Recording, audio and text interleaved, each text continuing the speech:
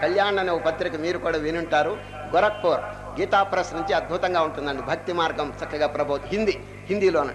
దాంట్లో జనుల్లో 3 రకాల వాళ్ళు ఉంటారు అని రాశారండి ఒక పత్రికలో. ఆ 3 వారి పేర్లు చెప్తున్నాడు.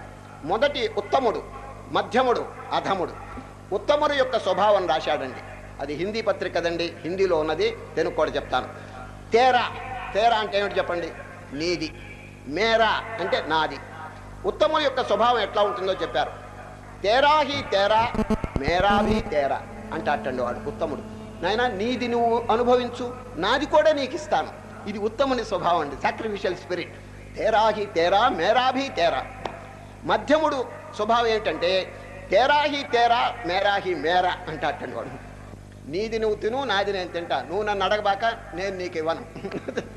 ఇదండి తేరా హీ తేరా మేరా హీ మేరా. ఇది మధ్యముడు. వీళ్ళ వల్ల ఏం చిక్కు లేదండి, ఎందుకంటే ఎవడు కూడా వాడు చూసుకుంటాడు. ఇక అధముని యొక్క స్వభావం అండి మేరా హీ మేరా తేరా భీ మేరా అంటాట.